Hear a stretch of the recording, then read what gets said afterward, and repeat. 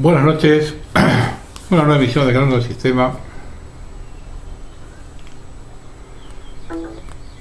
El sistema global desde 1918 ha instalado un modus operandi que le da resultados hasta el día de hoy: el enfrentamiento derecha-izquierda. De más está decirlo, no creo que haya que aclarar el tema.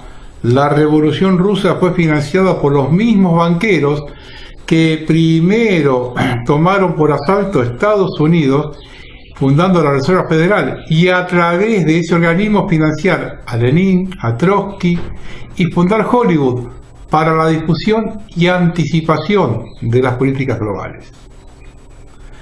Cuando en algún lugar del mundo aparece una tercera corriente, generalmente de defensa de los intereses nacionales, ambos sectores se juntan para combatirla luego que los medios de difusión la demonicen, generalmente con mentiras.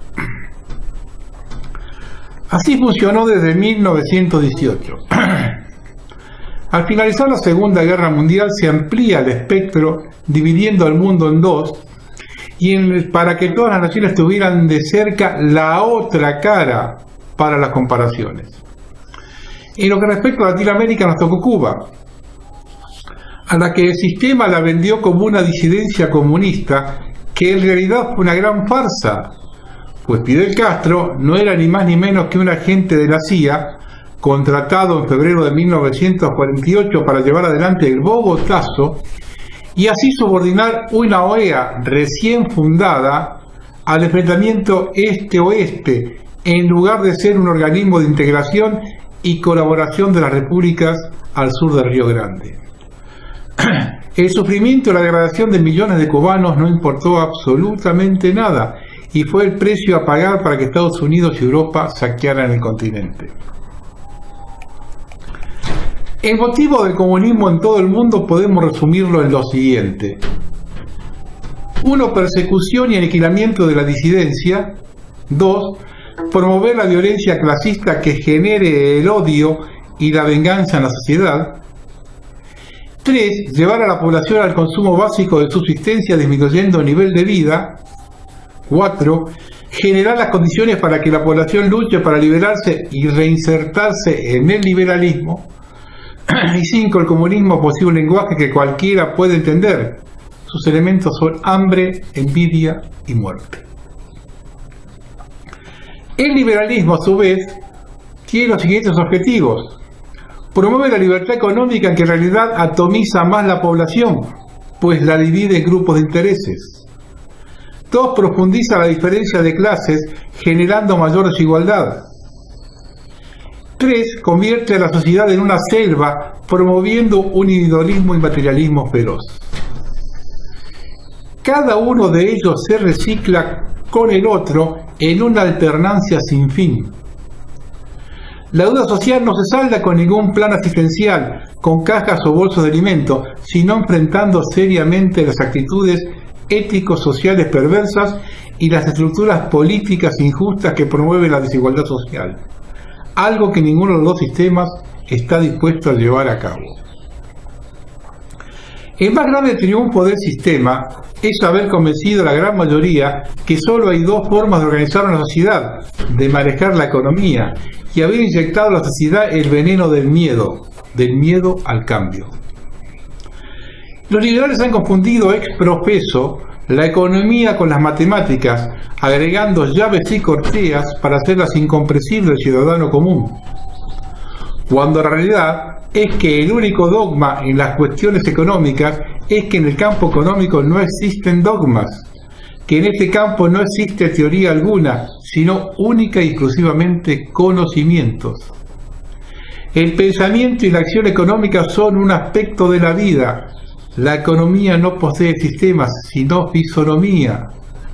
Toda vida económica es la expresión de una vida psíquica. La economía es una ciencia social, no exacta. En el liberalismo existen dos corrientes.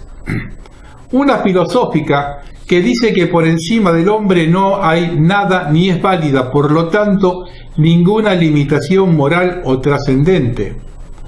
Otra, económica, que manifiesta que no hay ninguna regla superior al propio interés. La libertad del hombre está por encima de todo. El liberalismo coloca al hombre en el centro de todo acontecer social, o sea, que el Estado liberal defiende la posición de que es bueno todo lo que resulte útil y provechoso al individuo, incluso a riesgo que resulte nocivo para la sociedad. La economía nunca ha sido libre. O la controla el Estado en beneficio del pueblo o la controlan las grandes corporaciones en perjuicio de este. Los economistas deben proponer planes sensatos, porque si son para engrosar los bolsillos de los que ya tienen mucho, es caminar sobre el hambre del pueblo. Permanente hago hincapié en la educación, lo que menos le importa a la gente. De hecho, el reportaje del Tábano correspondiente a ese tema fue el que menos audiencia tuvo. La gente no se da cuenta que la verdadera pieza de toque de una civilización no es el volumen, ni el tamaño de sus ciudades, ni el de las cosechas, sino que es la clase de ciudadanos que produce el país.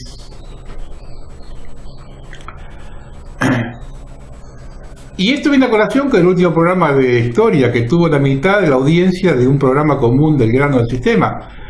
Evidentemente a la gente no le interesa ese tema, por eso cuando se produzcan los hechos que tiene que producirse en Argentina, esa gente se va a llenar de preguntas. Y las respuestas las va a tener en lo que no se le interesó en su momento.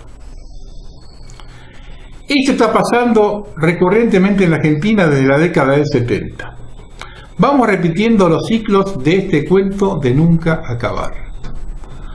Un grupo de traidores a la patria se alzó en armas con la bandera marxista para generar la intervención militar que instaló el primer plan de destrucción de la economía argentina con Martínez Dios a la cabeza.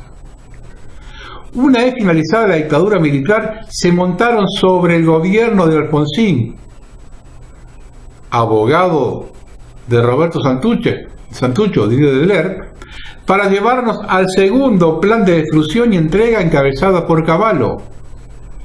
Una vez caída la convertibilidad, vuelven al poder de la mano de los Kirchner, y así generan las condiciones para el tercer plan de aniquilamiento liderado por Macri.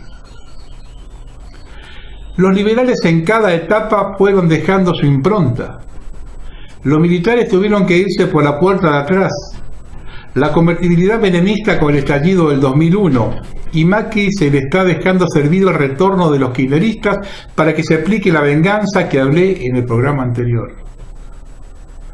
Yo no sé si el sistema es demasiado inteligente o nosotros demasiado idiotas para creernos que por un lado los kirchneristas son los demonios que vienen a destruir todo y por el otro los salvadores de la patria para otros, y que Macri para muchos es el mal menor. Y lo voy a decir otra vez, y no será la última. Macri y Cristina son el ejemplo más cabal del pacto liberal marxista. Pocas veces se ha visto la conjunción tan perfecta. Son cóncavo y convexo. Tanto dependen uno del otro que fueron socios en el mayor saqueo de la historia, no en la Argentina, en el mundo. Nos han entregado a los poderes mundiales atados de pies y manos. Y tengan presente lo que dijo Scalabrini Ortiz para saber lo que nos espera.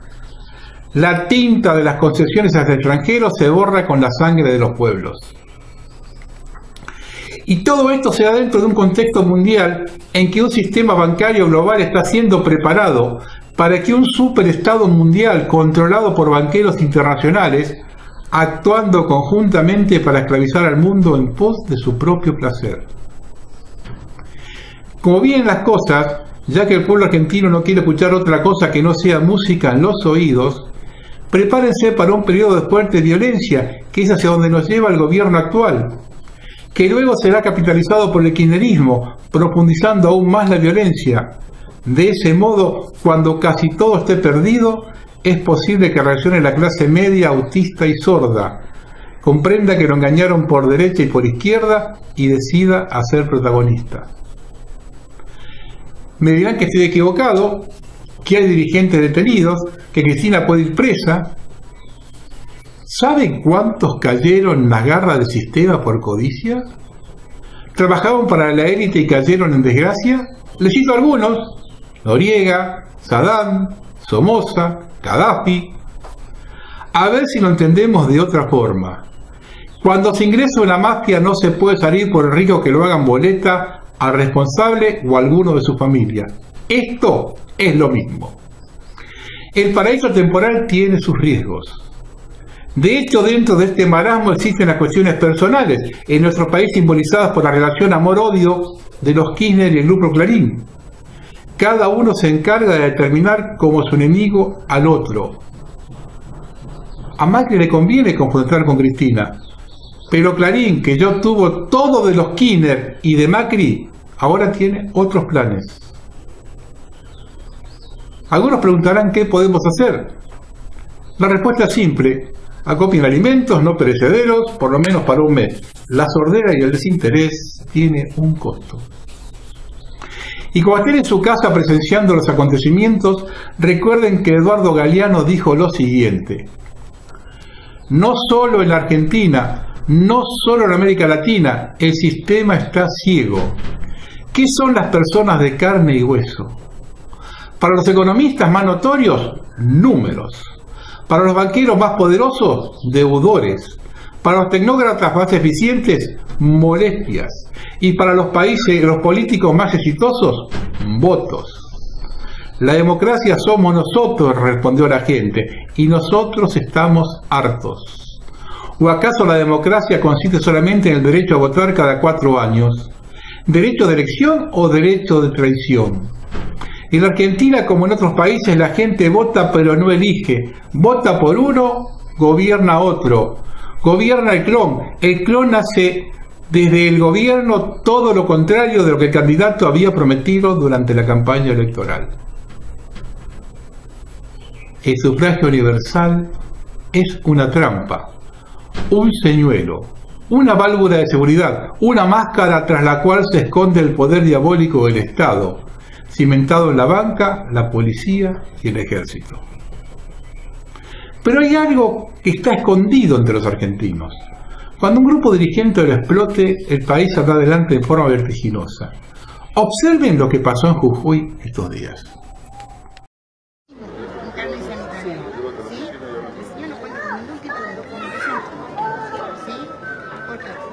La policía le puede pedir el documento de identidad y si no lo tiene usted lo lleva y lo identifica, ¿no es cierto?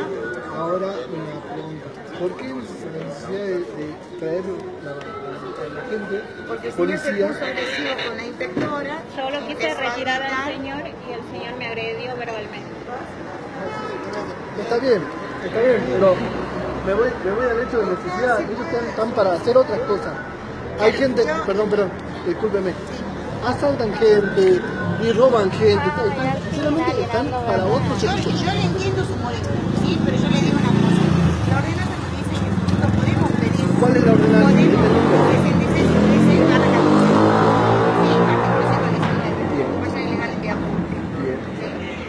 Y la ordenanza nos dice que nosotros podemos pedir apoyo a ellos. Sí. Porque es un infractor, hoy es un infractor. Bien, nosotros ahora necesitamos esto. labrar un acta. Bien, ahora esto. ¿Qué pasa con esto? Yo, viene, se decomisa, como estábamos hablando con el señor, Sí. se labra acta de comprobación y acta de Y decomiso. después, cuando se comienza esto, ¿dónde va a parar? Esto A San Cayetano va a parar porque hay videos todo donde hay una camioneta blanca donde ustedes descargan esto. Ahí a San Cayetano se lo lleva. Bueno, hago una consulta. Está bien. El señor está trabajando. Pagó 200 pesos por cajón. Tenés 2, 4, 6, 8, 10. Bueno, supongamos que es 1.500 pesos, 1.400 pesos. ¿Qué pasa si nosotros como ciudadanos se los compramos? A esto, los cajones, para dárselos a él. Cada uno nos llevamos. No, está bien, yo te estoy preguntando, nada más. Yo necesito solucionar el problema, no hablar Está con el bien, ciudadano, no. pero disculpe, ¿Viste qué atrevido que es? yo estoy hablando con la señorita y se sabe eso. Es que esto se lo llevan para San Cayetano y no es justo. Yo estoy dando una solución para que Chango siga. Claro. ¿Qué tiene que le compremos? 200 pesos, señores. 200 pesos en el cajón. ¿Quién tiene 200 pesos por cajón? Yo tengo. 200 pesos. Un cajón se lo lleva para el hombre. Y se lo compra. Claro, 200 pesos por cajón.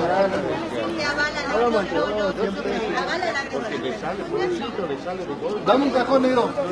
Sí, señor, estamos haciendo el acta. Dame un cajón, amigo, yo me llevo a mi casa. Negro, te lo vamos a vender a los cajones para que tengas lo que compraste. ¿Van a hacer el acta? Que te hagan el acta. Te lo vamos a comprar, porque no se lo olviden.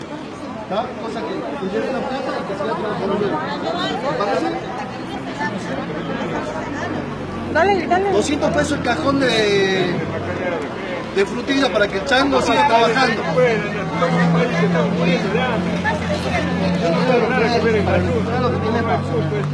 Tiene que trabajar a la gente, quiere que vaya a robar. Vamos, Chaco.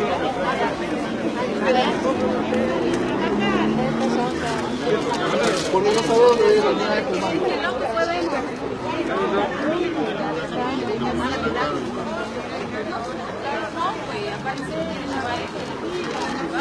Caballero, ya se retira, se queda su casa. Ya le hemos dado solución. ¿Sí? Caballero, ya se retira, le hemos dado una solución. Pero le están comprando, pues, para que no se lleven esto para San Cayetano como hacen ustedes. Queda re feo, viste, que ustedes hagan esas cosas. Ya se retira, caballero. Ya no he hecho denuncia. Y bueno, ¿qué querés que haga el video donde se lo ven a ustedes?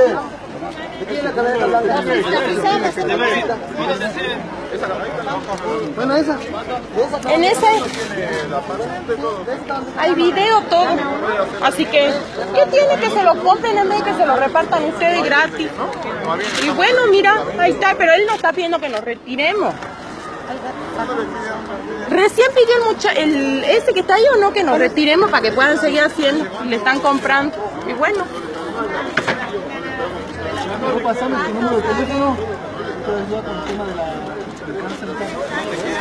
¿Ah? ¿Seguís vendiendo? No, yo te voy a ayudar. ¿Cuánto sale? ¿Cuánto el cajón, amigo? 200. Dame un cajoncito. Dame un cajoncito para mí.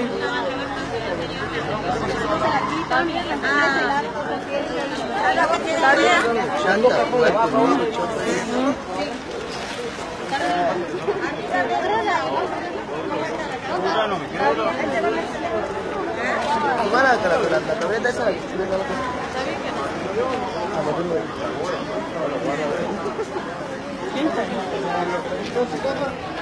¿Te llamaba esta tarde para acomodarte? Mandó al diario y darle un agradecimiento. Bien.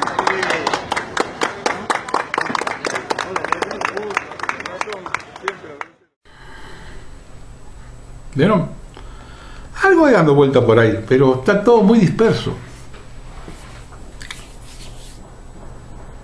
Pero hay un trabajo en equipo. Continuamente el sistema pone contra la espada y la pared a la clase dirigente y los medios lo trasladan a la población.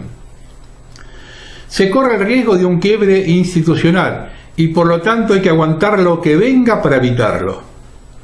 En criollo significa cáguese de hambre, ponga en riesgo su salud por las crisis nerviosas provocadas por el dinero que no alcanza, las deudas que suben, el esfuerzo de toda la vida que se pierde, no poder comprar medicamentos, no alimentarse bien y ser víctima de un hecho de inseguridad. Todo eso hay que soportar, pero que no perdamos la democracia. Nuevamente en criollo, seguir soportando que esta banda de delincuentes se robe todo y le hagan pagar el botín robado a los que menos tienen y no participan en ninguna fiesta. Nos la mandan a guardar de parado y parece que al pueblo argentino le gusta. Para que ello sea posible tiene que haber un responsable de dicho quiebre. El gobierno acusa al kirchnerismo y estos que fueron quienes le abrieron la puerta a Macri se la mantienen abierta. Hallaron una granada en el hospital parisien de La Matanza. La encontró un policía en un pasillo del sector de administración. El explosivo fue hallado durante una recorrida de rutina por un agente de la provincia en un pasillo del sector de administración de libre acceso al público. Se trataba de una granada de guerra denominada FMK2 modelo 0, utilizada normalmente por las Fuerzas Armadas, la cual contenía hexágono y trotil. Véanla.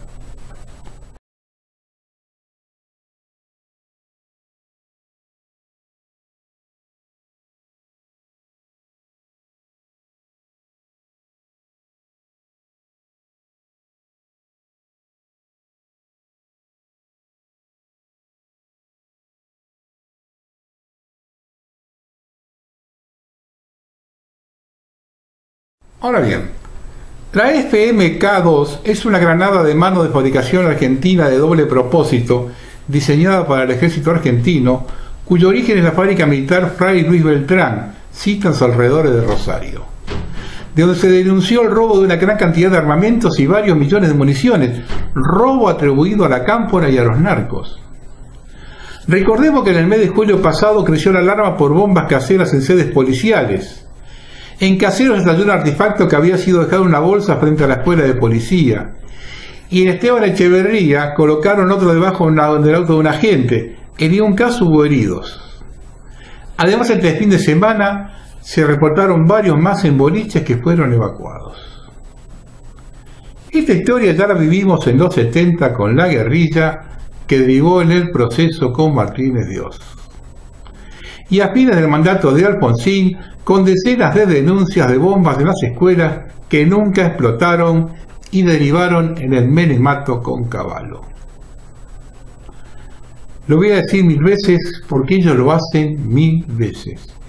Y los argentinos nos las comemos 1000 veces. La izquierda siempre ha trabajado para la consolidación del liberalismo. Hoy necesitan sí o sí que se apruebe el plan de liquidación de la Argentina del Fondo Monetario.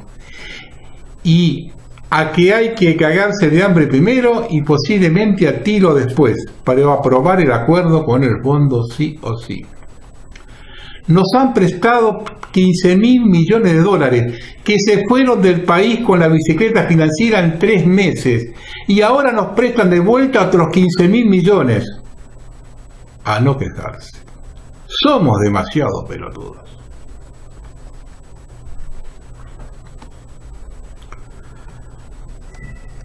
El gobierno sigue con sus sueltas de globos amarillos que los argentinos siguen comprando. Macri en los últimos mensajes sigue hablando de la corrupción del anterior gobierno y que solo se sale con honestidad. No creo que haya en la historia argentina alguien tan caradura. Muchos sostienen hubo lavado de dinero presuntamente para la campaña del 2017, ya se ha constatado el robo de identidad, ya se ha constatado cómo se utilizó a beneficiarios de planes sociales para hacerlos aparecer como aportantes a la campaña de Cambiemos cuando nunca habían aportado, pero en este programa han pasado muchos dirigentes de Cambiemos que denunciaban cómo los empresarios ponían plata en negro para la campaña presidencial de Mauricio Macri en el 2015. En las últimas horas, el colega del diario La Nación, Hugo Alconada Mon, que ha presentado un libro sobre la corrupción, se refirió, escuchen atentamente, a aportes y a lo que Macri pedía en campaña. Escúchelo bien. Macri decía, quiero el 1% de tu patrimonio, porque el 99% restante que te quedará va a valer mucho más si yo gano la elección. Macri decía, quiero el 1% de tu patrimonio, porque el 99% restante que te quedará va a valer mucho más si yo gano la elección. Primero, segundo decía, y más vale que te apures porque el ticket de entrada va a salir mucho más caro a medida que nos acerquemos a las elecciones. Y más vale que te apures porque el ticket de entrada va a salir mucho más caro a medida que nos acerquemos a las elecciones. Y número 3 le llegó a decir en reuniones de a 25 empresarios, porque hay reuniones que son mano a mano, cuando el empresario es muy grandote. Después hay reuniones que son, por ejemplo, a 2 o 3 cuando los empresarios son medianos. Y luego tenés reuniones sectoriales. Y bueno, te reuní con toda la cámara de... Y desde ahí 25. En esas reuniones, Macri llegó a decir, muchachos, y prefiero que me la den negra. En esas reuniones, Macri llegó a decir, muchachos, y prefiero que me la den negra. No, o sea, no que la declaren. Y ahí es un par de los asesores dicen, no, Mauricio, para de decir esto, nosotros nos encargamos, pues si alguno de los 25 te graba, te filma, se terminó tu campaña. Y ahí se moderó. Alconada Mon me parece una persona idónea y sincera en lo que dice. Ahora, que sea un periodista del diario La Nación, solo puede responder a esa campaña de correr a Macri por derecha, acusándolo de no haber llevado adelante la reforma correspondiente, como vociferan en todos los canales Milei y Esper, entre otros. Yo no quiero decir que Alconada Mon esté en ese plan, Pero posiblemente los ideólogos de la nación, los que dirigen la nación, vean esa posibilidad de con este hombre lo dejamos circular y le pega a Macri. Lo corren por derecha. Pero esto no termina aquí. Escuchen a este ex candidato a intendente por Cambiemos. Poner una multa y se terminaba. Y esto es un tema penal, creo, ustedes que saben, con prisión de 1 a 6 meses, y yo creo que por la repetición, la organización y la cuestión de consecutividad, 2015-2017, no sé hasta dónde no se va a poder plantear una asociación ilícita, porque esto fue pensado, armado, burdamente, pero fue así, con lo cual creo que ya sería un tema no escarcelable, ¿no? Además usted lo denunció esto, usted se presentó ante el juez Sebastián Casanelo. Exacto, sí, y sí. lo denunció. ¿Por qué no nos cuenta, no nos recrea cómo era la forma de la operatoria y cómo les pedían la plata en negro a los empresarios? Exacto, primero confirmar esto que dice el CONADAMON, yo lo conozco y sé cómo trabaja, porque me consta. Una de las reuniones en las cuales había más de 15 personas, les cuento una, con conocimiento de causa, fue en Salta, en la ciudad de Salta, en la que fue la mejor gente de la sociedad de Salta, en una determinada casa, más que casa, casi un castillo, con la gente más poderosa de Salta. Me acuerdo que Macri los hizo esperar bastante tiempo, llegó, estuvo 2 minutos, porque no era solo el fondo, sino la forma, era muy maltratador, por su forma de ser. Llegó los 2 minutos, habló 2 palabras, bueno, acá van a hablar ahora con la persona, no le voy a decir, una alta personalidad de la Cámara de Diputados de la Nación, y van a arreglar porque acá necesito que me ayuden, yo voy a ser el presidente. Y no dijo el 1, dijo un porcentaje de sus empresas, porque ustedes se van a valorizar, o sea, me consta perfectamente. Y esto lo veía en Vicente López, en la forma burda, porque ahí lo manejaba Jorge Macri, o lo manejaba Santilli, o Laura Alonso. Vos te hacías una pregunta, hiciste una pregunta a la Cámara, si Laura Alonso es corrupta, para que esta noche puedas dormir sin ansiedad. Te voy a decir que no es corrupta, es muy corrupta. ¿Por qué? Por debajo de Gladys González, por supuesto, que era la que manejaba antes la plata hace 4 años del PRO. ¿Por qué? Porque cuando se haga auditoría de los 10, 12 años en el PRO, yo lo dije acá, los contratos como lo de Niembro, del cual nunca recibió esos famosos 21 millones de pesos, no recibió ni un peso, van a encontrar cientos de contratos así. Van a encontrar cientos de contratos de poliarquía donde el director era el marido de Taliaferro, el marido de María Eugenia Vidal. Toquen lo que toquen, van a hacer todas contrataciones así truchas. Por ejemplo, acá hay abogados, yo acá les puedo decir ahora, yo les puedo contar ahora, con seguridad, les puedo contar un hecho de corrupción presenciado, con lo cual mañana los fiscales me tendrían que llamar a mí y a los testigos que yo voy a decir, 1 de 10, la síntesis, por ejemplo, para no irnos a 100 millones de dólares, 200 millones de dólares. Y nombro como testigos de lo que voy a denunciar, de esta corrupción hecha por Macri y Vidal, nombro como testigos a Macri, a Vidal, Marcos Peña, toda la cúpula del PRO, Schiavone, todos. Ejemplo real. Nuevo municipio de Capital Federal, en la zona sur. Esto lo hacen todos los gobernadores, los intendentes, ¿no? 200 personas, hermosas cámaras como acá, pantallas, comida espectacular, todo, filmación, todo. Un gasto, póngale ¿La inauguración de la sede municipal en Parque Patricio? No. Ya inaugurada, ya trabajando, después de las 4 de la tarde. Esta le estoy contando una de las 10 que yo presencié de las 100 que hicieron. Ese costo más o menos 800.000 pesos, nada, más o menos. Pagado por la gente, era de campaña de la cual yo participaba, Mauricio Macri, Marcos Peña, ya soy el testigo y cito a testificar porque estaba Mauricio Macri. Y como estos 10 más hechas por Gladys González, por lo que quiero decirle, eso, sin buscar cajones ni buscar nada debajo de la tierra. Yo ya lo estoy diciendo para que me llamen. Perdón, es decir, usaban fondos públicos para financiar. Exactamente, pero alevosamente porque en la misma municipalidad, y convoco a los 5 Eso es voz populi. Y el tema, vuelvo a esto, los empresarios. Porque usted fue el primero, antes de que lo escriba el CONADA Moon, usted lo dijo acá, tira los archivos, usted lo dijo acá, era plata en negro. Todavía que yo me un ejemplo que yo le dije, que el yerno, que es concejal en Ituzaingó, que se llama Gastón Di Castelnuovo, el hijo de un famoso escribano, el más famoso escribano en Ituzaingó, es el yerno de Eduardo Maquiavelo. ¿Quién es Eduardo Maquiavelo? Uno de los socios, el que maneja realmente Roemer, que va a Roemer y es el que maneja Silfa, Cámara Industrial Farmacéutica, es el vicepresidente. Y lo dijo públicamente delante de 10 personas, 2 o 3 veces. Mirá, le pidieron 10 millones de dólares, lo maneja entre me consta después porque el pibe logró un cargo por esto. O sea, intercambio, favor de cargo era eso, por el dinero. era un favorcito porque no pidieron eso, después pidieron que aumentaron los medicamentos 100 y pico %, como lo aumentaron en la alimentación, pero esto lo digo concreto. Entonces, ¿yo cómo lo puedo mostrar? Bueno, cito a Gastón Di Castelnuovo, el yerno.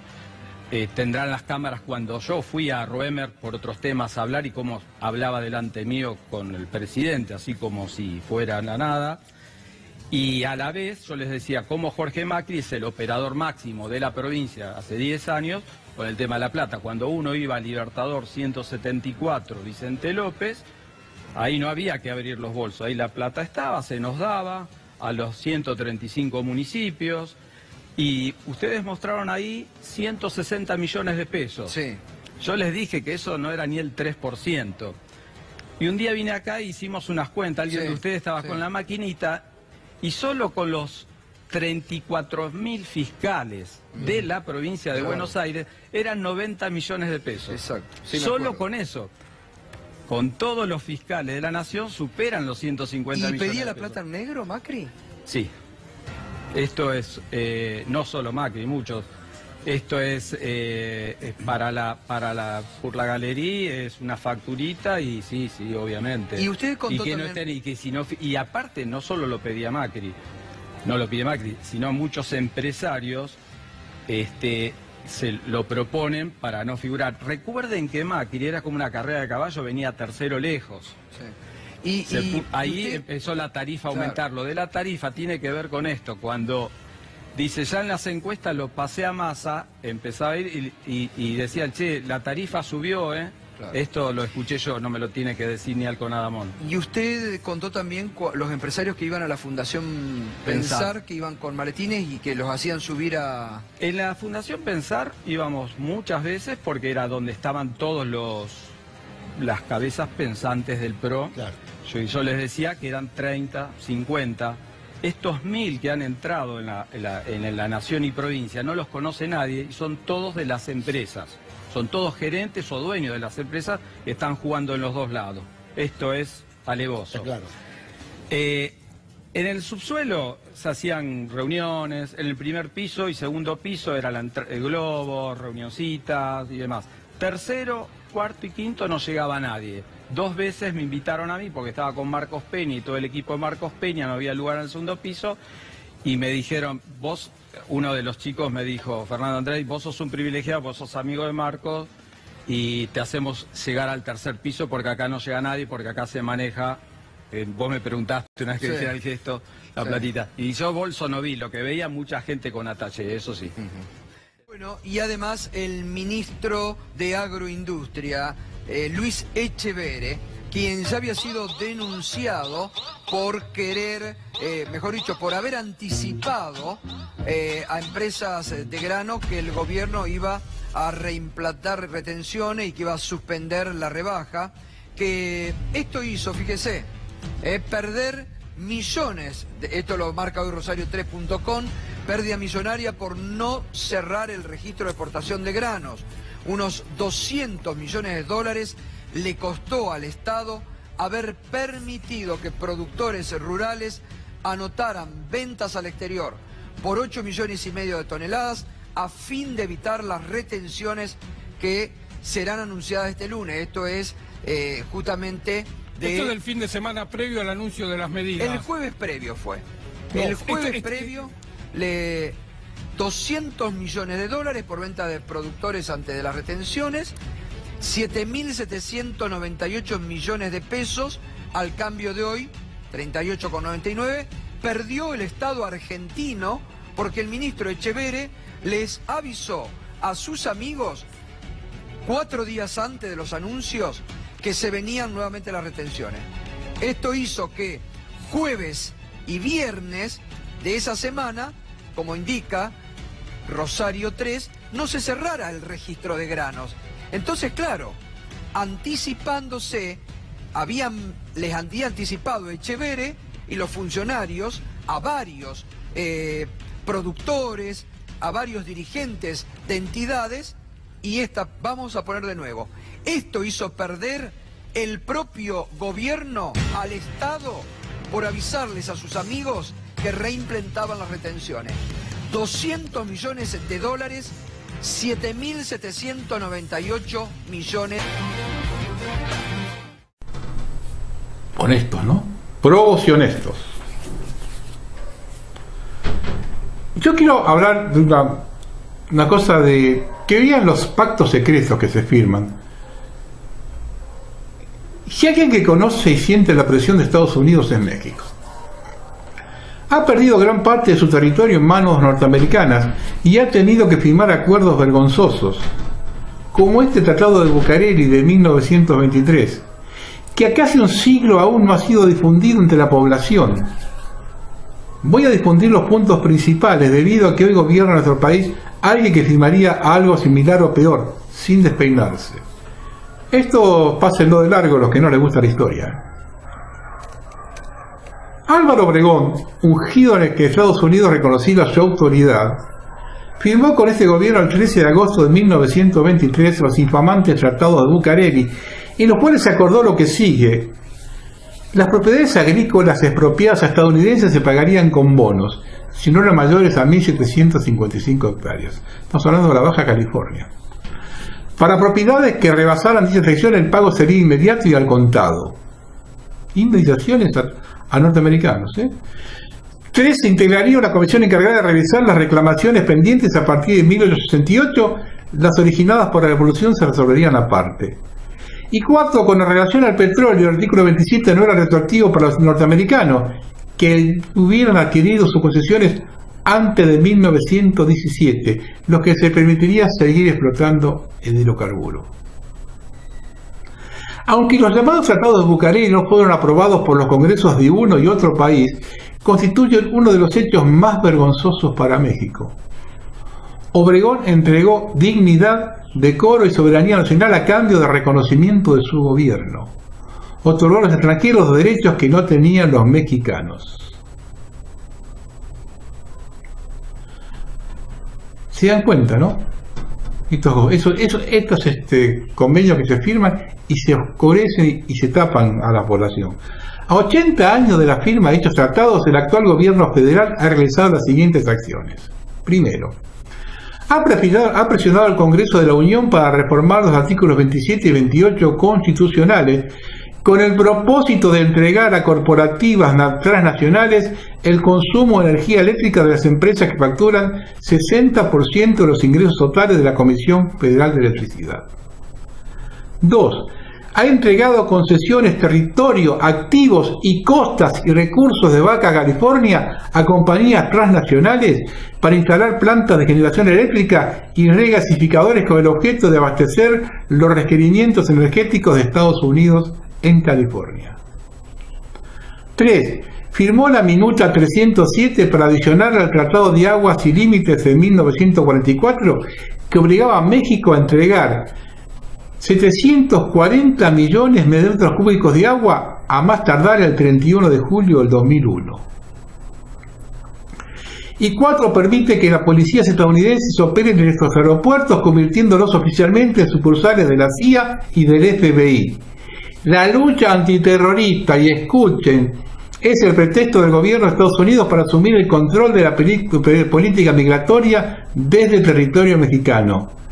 La seguridad nacional mexicana está hoy en manos del gobierno estadounidense con la incondicionalidad y complicidad de nuestros gobernantes. Acá se hizo un pacto con la policía de Georgia. ¿Tiene alguna duda de que Macri no esté firmando cosas como estas? y no están siendo publicadas?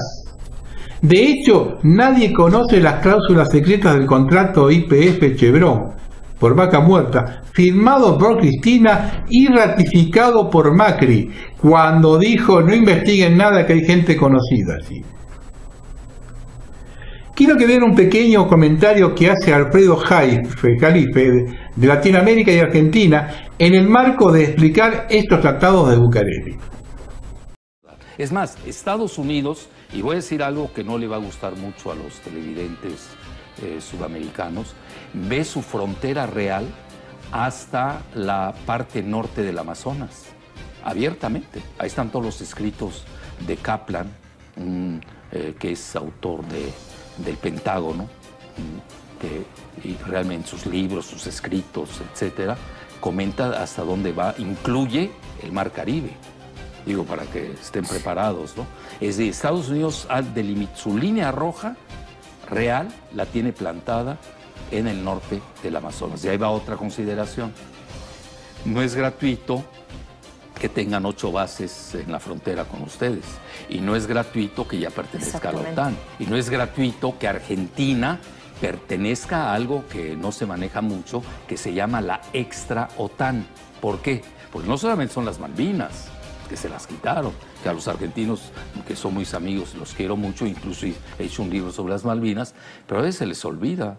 Como a Japón, ya se les olvidó que les lanzaron 2 bombas atómicas. Pero no hay que olvidar que Argentina pesa mucho por la cercanía que tiene con la Antártida. Y la Antártida es uno de los puntos de máxima geoestrategia del planeta. Esto que manifiesta Alfredo Jalife no está muy distante de lo firmado por Macri con Estados Unidos. Estamos siendo testigos de la entrega definitiva de nuestro país sin que a nadie le importe. Hemos hablado de esto con Elsa Brusone, pero es bueno actualizarlo. Estamos en comunicación telefónica con Elsa Brusone del CEMIDA. Elsa, tengo una pregunta. ¿Hay algún antecedente en la historia argentina de algún convenio de estas características o de alguna intervención de fuerzas armadas de otros países en asuntos internos nuestros? En los convenios que realizan los países, de los cuales nosotros venimos a ser ahora el país número 73, se establece que si estos militares norteamericanos consideran que la situación en un país, digamos, es grave porque puede haber estallidos sociales, porque puede haber protestas, porque puede estar tambaleando un gobierno, porque puede haber una crisis humanitaria, puede haber una crisis económica, y consideran que no está capacitado el Estado con el que ha hecho el acuerdo para resolverlo, pueden intervenir militarmente por encima de la decisión del gobierno del momento y por encima de las Fuerzas Armadas y de seguridad existentes.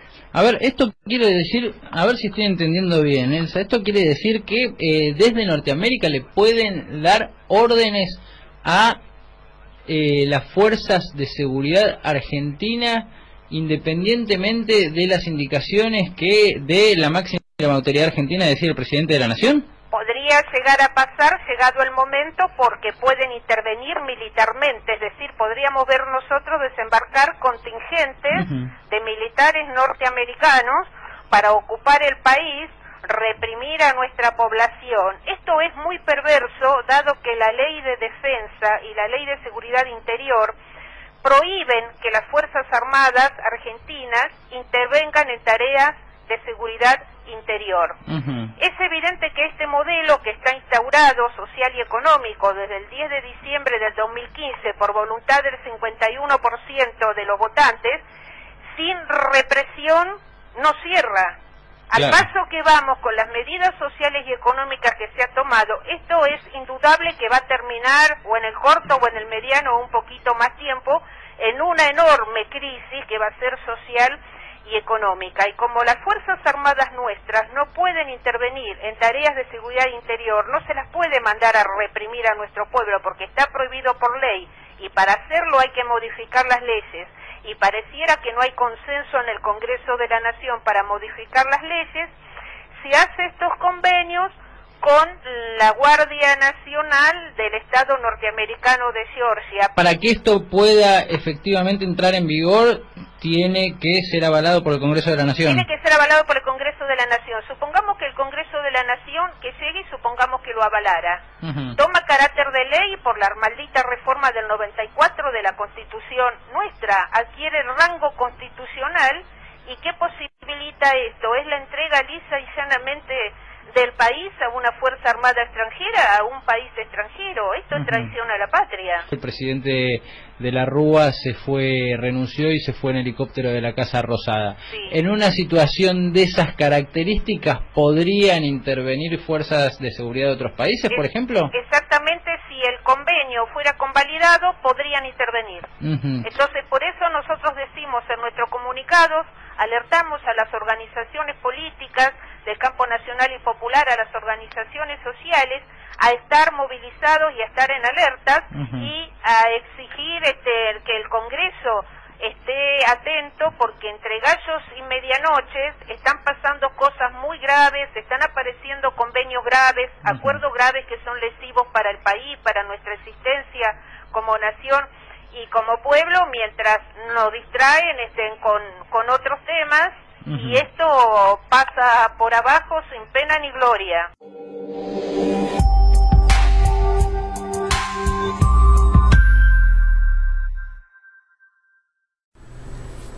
Nuestros pueblos están llenos de traidores. Es algo que deberíamos analizar, ¿eh? Cuando un gobierno quiere defender los intereses nacionales o los de sus ciudadanos, hacen cola los traidores para unirse al imperio. Cuando en el último programa de historia digo que si a ellos cuando gobiernan van a fondo y en el momento que lo hacemos nosotros somos carmelitas descalzas, no estoy equivocado. Entre lobos tenés que aullar como ellos. En tanto no asumamos esto, van a seguir haciendo lo que quieran con nosotros.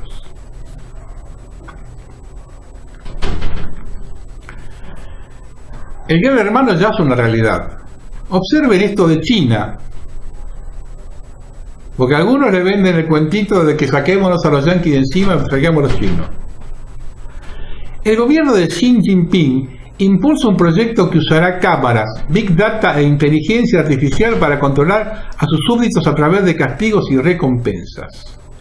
Al principio de este año, la policía de China comenzó a usar lentes con reconocimiento facial para identificar a delincuentes a través de la red de cámaras de vigilancia más grande del mundo. El país asiático ha instalado más de 170 millones de cámaras de video y vigilancia en su territorio, y se estima que la cifra se triplicará hasta 626 millones para el 2020. El sistema, que es particularmente útil para analizar multitudes en poco tiempo, ha sido utilizado para tomar fotografías de una persona sospechosa y luego compararlas con imágenes almacenadas en una base de datos interna del gobierno. Ahora, las autoridades chinas prevén usar esas cámaras, entre otras, para desarrollar un sistema de reputación social nacional. En los próximos años, el Partido Comunista actualizará constantemente una puntuación de cada persona en el país basada en su comportamiento ante las cámaras. El sistema está diseñado para otorgar al Estado una capacidad de administrar castigos y repartir recompensas a sus súbditos. Por supuesto que el uso del sistema no se limitaría a controlar delitos menores. Las autoridades chinas impidieron en abril un periodista tomar el vuelo debido a su puntaje bajo. A fines de ese mes, el gobierno habría prohibido el acceso a ciertos individuos a 11 millones y más de 11 millones de vuelos y 4.250.000 viajes en tren, según el periódico estatal The Global Times. No puedo comprar propiedades, mi hijo no puede ir a una escuela privada, protestó Liu. Siente que está siendo controlada por el sistema todo el tiempo. El gobierno chino parece estar decidido a crear el primer estado totalitario digital del mundo. De hecho, los agentes detrás del proyecto dijeron que el propósito de la iniciativa es diseñar para el 2020 un sistema que permitirá a los dignos de confianza andar por todos lugares bajo el cielo, mientras que dificultará a los desacreditados de un solo paso. Algunos funcionarios están presionando para imponer mecanismos de control más estrictos. Debería ser administrado el objeto de que las personas acreditadas se declaren en bancarrota. El mecanismo de control social es consistente con la visión de China de su líder, Xi Jinping, quien cree que el Partido Comunista debe tener control absoluto sobre la sociedad y que él debe tener control absoluto sobre el partido. Los líderes chinos han estado obsesionados con lo que el entonces presidente Jiang Zemin en 1995 llamó informatización, automatización e inteligentización, que podrá lograr que la rebeldía contra el Estado se vuelva prácticamente imposible. Cuando esto suceda, China podrá considerarse el primer Estado totalitario digital del mundo. Cuando yo digo que el nuevo orden mundial es comunista, están observando cómo el país más poblado del mundo, con 1.300, 1.400 millones de habitantes, se están empezando a aplicar esas políticas.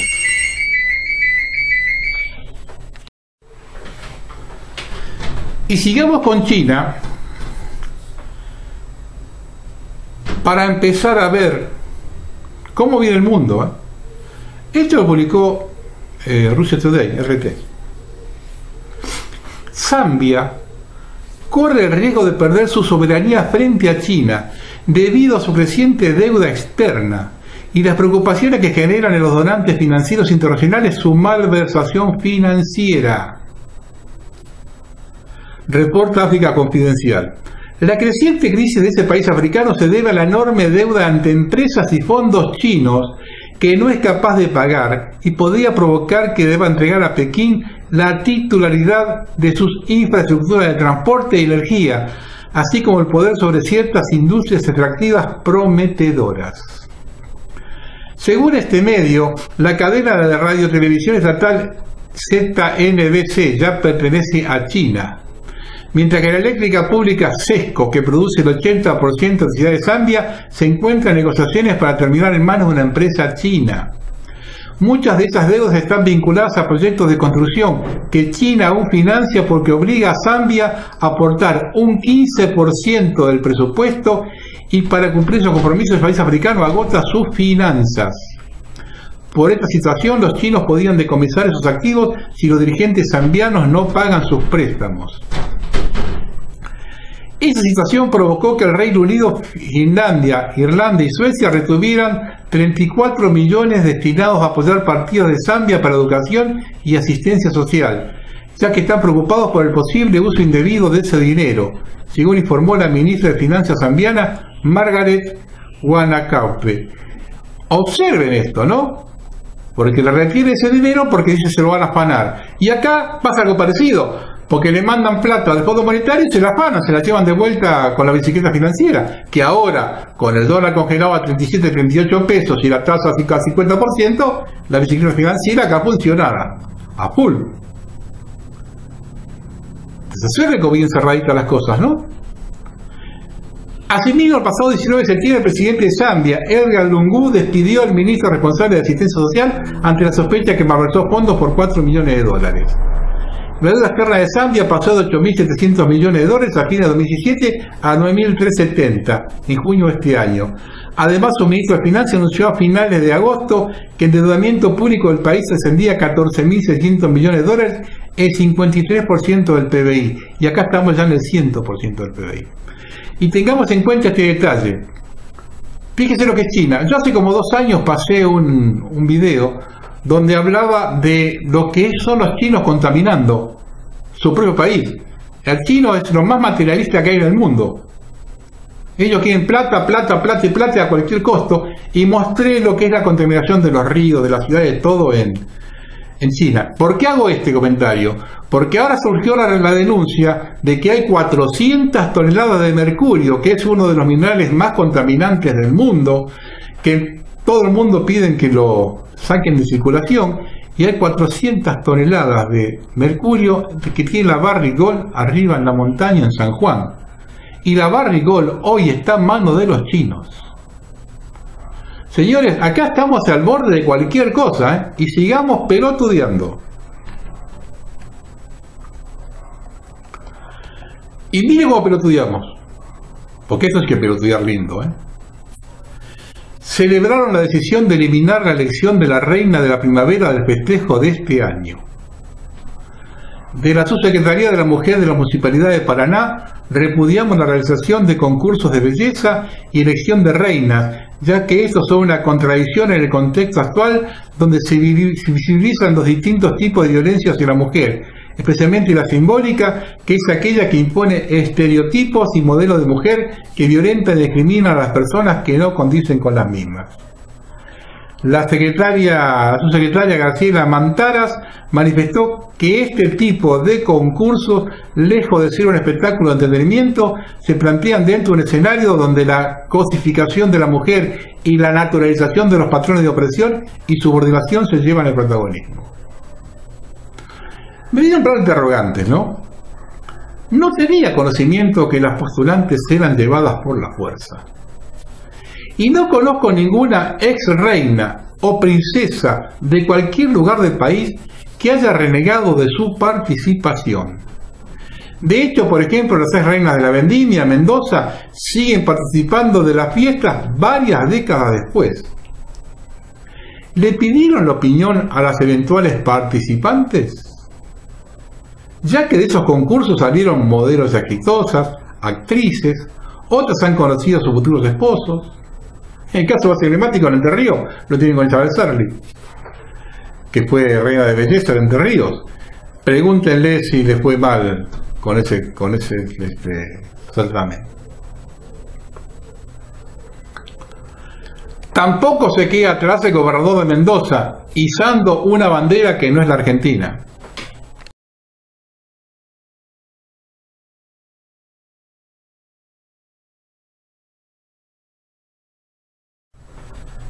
Sigamos aceptando las condiciones que nos imponen las minorías y no nos quejemos cuando pasen a la otra fase.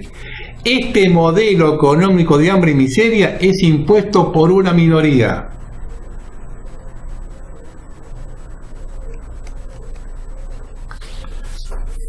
Hemos tenido una visita ilustre en estos días. El jefe del ejército de Estados Unidos llegó a la Argentina para coordinar estrategias militares para la región.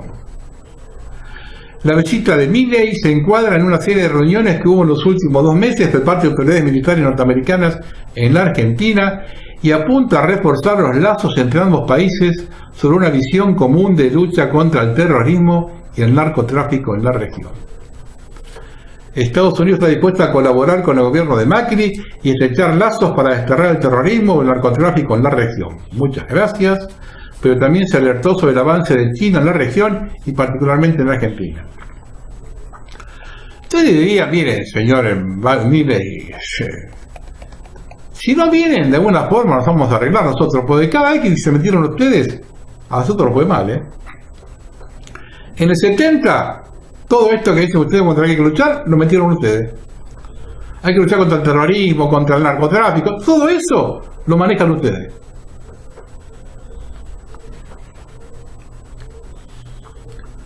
Me han dicho que hable un poquito de lo que sería una eventual dolarización, que a pesar de que está negada por un montón de cosas, cuando acá algo se desmiente, en Argentina estamos acostumbrados a que por algo es, ¿no? Pero como en este momento la discusión central es si la Argentina va camino a una nueva convertibilidad de dolarización, hay que hablar del tema. Nos la venden como una panacea para acabar con la inflación, lo que nadie puede asegurar, ya que durante el menemato, aunque escasa, hubo inflación. Nosotros hemos tenido acá inflación en dólares, en el menemismo. Los que hemos vivido el menemismo lo sabemos. No era una inflación galopante, pero había inflación, que estamos con el 1 a 1, un peso en dólar, y acá había inflación. Vamos a ver de forma sencilla lo que toca directamente a la población en caso de llevarla adelante. Primero, necesitamos tener un stock de dólares para circular en caso de dolarizar o como reservas en el caso de la convertibilidad. Hay que tener un respaldo o el dinero físico que circula en la Argentina, por el cual Argentina se mueve, o si aceptamos la convertibilidad, el respaldo de esa moneda que está circulando. En este momento solo disponemos de solo 11.000 millones de dólares de reservas. Ojo con esto, eso es cierto. El resto es plata prestada. De lo que le dicen que hay de reserva en el Banco Central, solo quedaban 6.000 millones al viernes pasado. El resto es todo prestado. Y el tipo de cambio está a 40 pesos. Para tener lo que se necesiten, el tipo de cambio debería estar entre 85 y 123 pesos.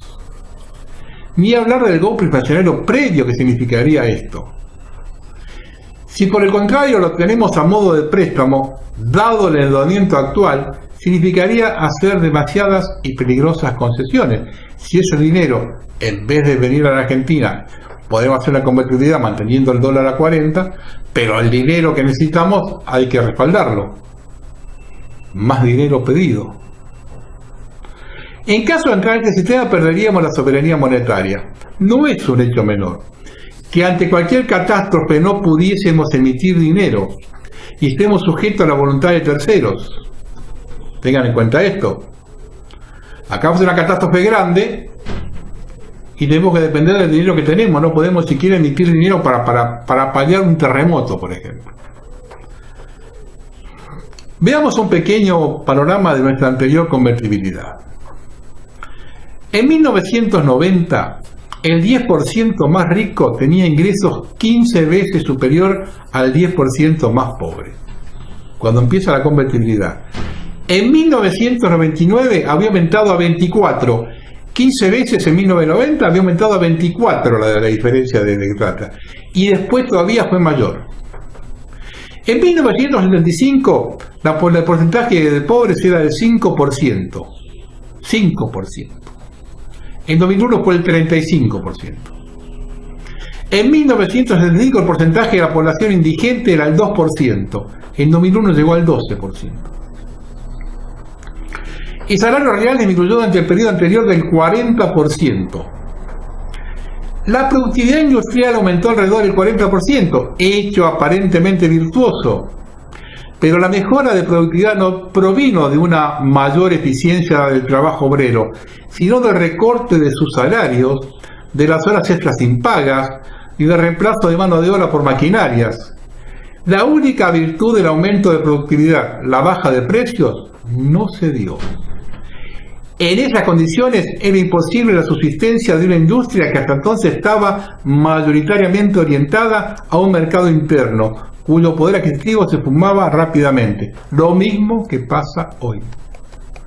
Hoy, toda la plata para el consumo de los argentinos se la llevan los que manejan el petróleo, el gas, todas las tarifas se llevan. Si usted tenga en cuenta que usted está pagando de gas, de luz, de agua, 7, 8, 9, 10 mil pesos por mes, ese es el dinero que usted antes tenía para consumo. Para comprar zapatos, para comprar ropa, para irse a comer un día afuera.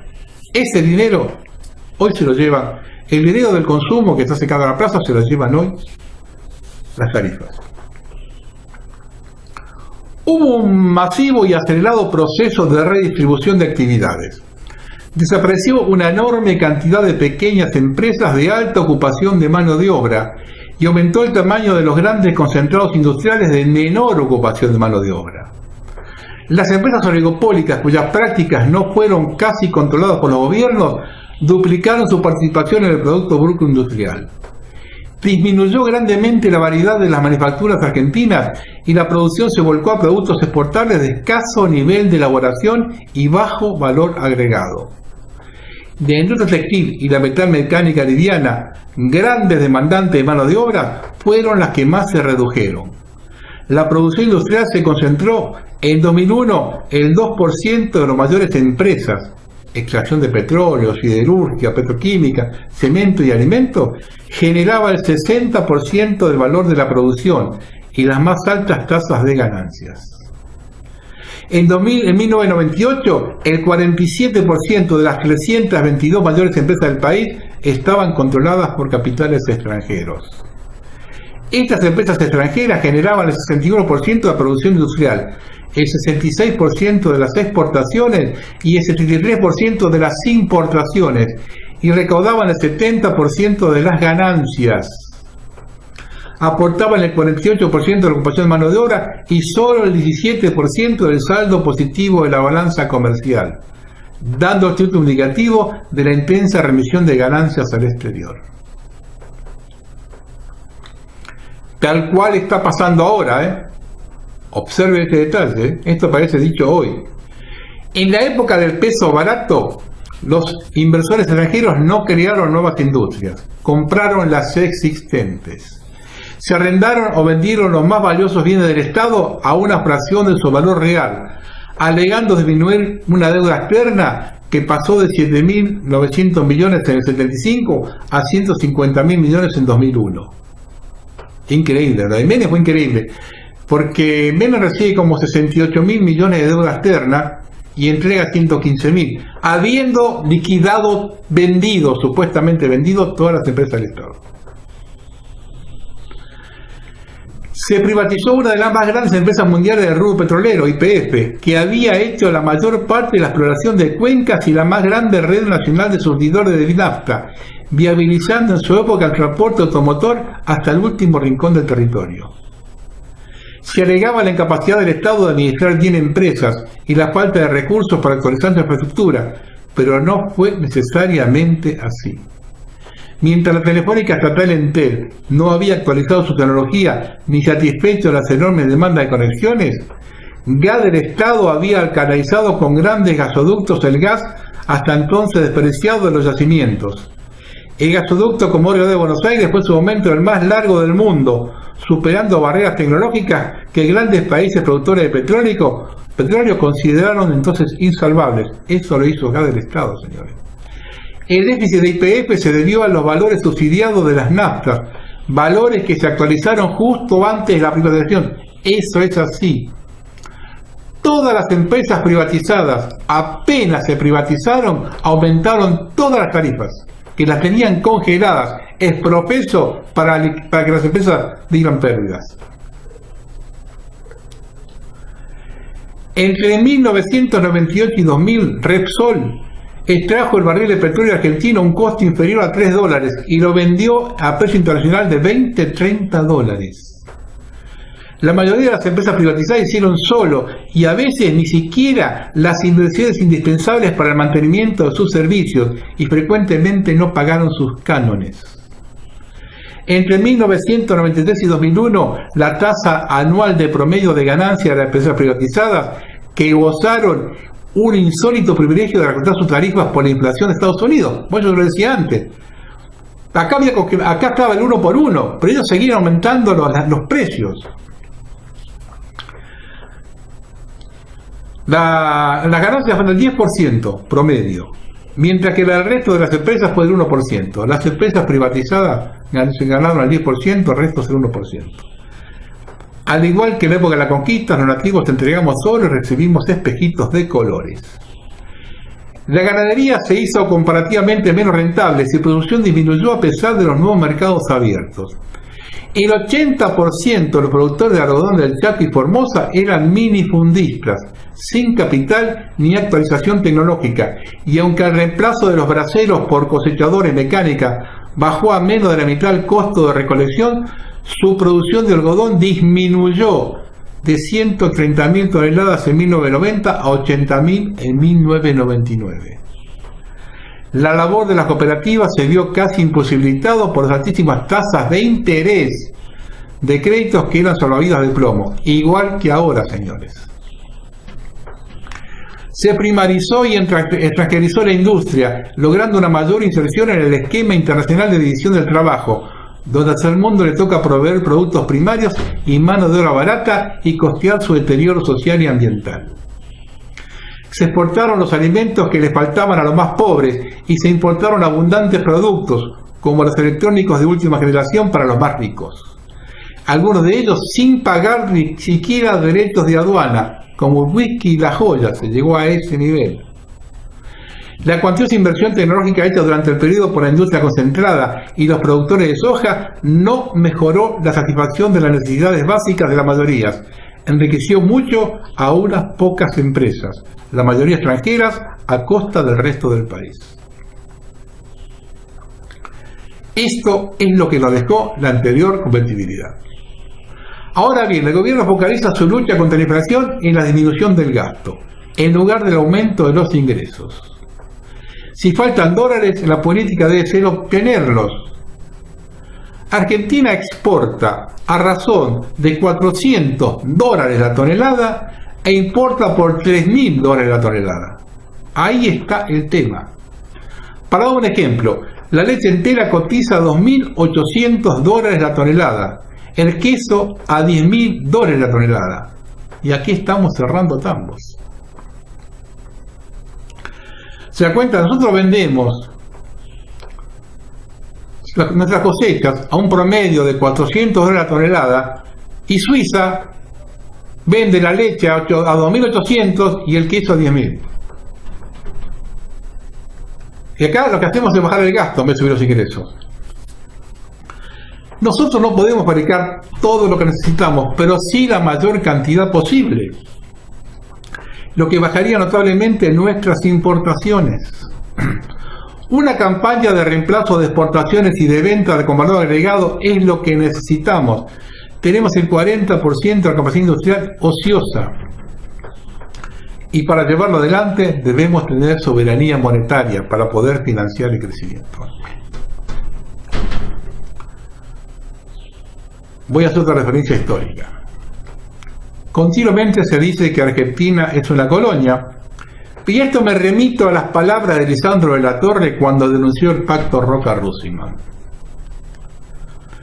El gobierno inglés le dice al gobierno argentino: no le permito que fomente la organización de compañías que le hagan competencia a los frigoríficos extranjeros. En esas condiciones no podría decirse que la Argentina se haya convertido en un dominio británico, porque Inglaterra no se toma la libertad de imponer a los dominios británicos semejantes humillaciones. Los dominios británicos quieren cada uno su cuota de importación de carnes y la administran ellos. La Argentina es la que no podrá administrar su cuota. No sé si después de esto podremos seguir diciendo al gran pueblo argentino: salud. Por eso le digo, yo no entiendo más el pueblo argentino. Yo ya hace rato que pasé de entender al pueblo argentino. Está tan evidente todo. Te traen plata, la bicicleta. La gente ahora está tranquilita la gente porque dice: sí, el dólar está tranquilo, bajó 37, 38. Con la tasa de interés a 50%. Usted trae dólares acá, lo pasa a pesos, toma la tasa de interés a 50%, 60%, después se pasa de vuelta a dólar y se la lleva. Es una gran diferencia. Eso ya lo hacían en 1977-78 con Martínez Dios. Hace 40 años la estaban haciendo esa. Me hicieron con Cavallo. Cuando estaba el 1-1 acá, durante 10 años, 12 años, cuando estuvo el 1-1 acá, y acá usted financiaba compra de electrodomésticos, la tarjeta de crédito al 35, 40, 50% de interés. El negocio era traer plata a la Argentina, financiar compras del consumo argentino, financiarlo así, después se llevaban 45, 50% de interés y el dólar estaba congelado. No les hicieron eso en la época de los militares, le hicieron en la época de Cavallo, la siguen haciendo ahora. No podemos ser tan pelotudos, querido. No, esto habla muy mal de los argentinos, ¿eh? No son pocos los que piensan que si pasamos a pertenecer a Estados Unidos o a China nos va a ir mejor. A ver si le entra. Somos Latinoamérica, es decir, tercer mundo. Durante la guerra de Malvinas se cagaron en nosotros los europeos, a pesar de los pedidos de los residentes de cada colectividad o gobierno del viejo continente. Recuerdo más del 1 millón de firmas de descendientes de italianos. Hasta se dio la paradoja con España, madre patria, y con un problema similar en Gibraltar se colocó del lado inglés. Somos Latinoamérica y solo podemos esperar algo del resto de los países del subcontinente, de la gente, no de su dirigencia que es tan corrupta y apátrida como la nuestra. Pero los pueblos estamos con el mismo destino. ¿Piensan por casualidad que yanquis y chinos van a seguir respetando nuestra forma de vida? ¿Que van a seguir pagando las jubilaciones? ¿Respetar los convenios de trabajo? ¿Piensan que este país, el día que lo manejen norteamericanos y chinos, vamos a estar mejor? Si creen eso, paren con la grapa, ¿eh? Nos ven como colonia y solo les interesa el saqueo de nuestros recursos, ¿eh? Yo quiero que vean este video del año 2014 y observen lo que está destruyendo Macri.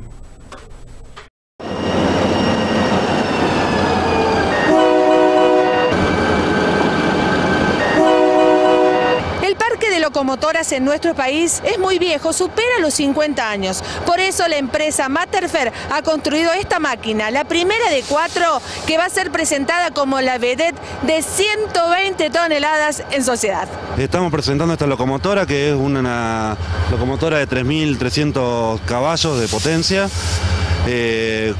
con la cual se puede utilizar tanto para transportar vagones de pasajeros como de carga. Pero, digamos, técnicamente, ¿qué tiene de nuevo? Bueno, esto es una locomotora fabricada acá totalmente nueva, que viene con un sistema, con un microprocesador, que le da una eficiencia de combustible como un 30% superior a las actuales utilizadas acá en Argentina. ¿Y qué potencia tiene? 3.300 caballos. ¿Listo? ¿Hay en la Argentina de este tipo? Hay locomotoras de esta potencia en la Argentina, pero bueno, son locomotoras más antiguas, ¿no? Claro, y justamente más modernas porque combina un poco lo que es el combustible con la electricidad. Exactamente. La locomotora es un generador eléctrico acoplado a un motor que alimenta motores eléctricos en los ejes, con lo cual transmiten el movimiento. ¿Esto qué permite? Dijiste la cantidad de carga que puede llegar. Bueno, con esto se puede tirar hasta casi 100 vagones de carga. Como para tener una idea, es más de 50 camiones cargados que se pueden reemplazar con una locomotora. Hace 40 años que no se construye una locomotora de este tipo en el país, lo que significa una importante reactivación del mercado. En este proyecto trabajaron unos 2.000 proveedores acá de Argentina.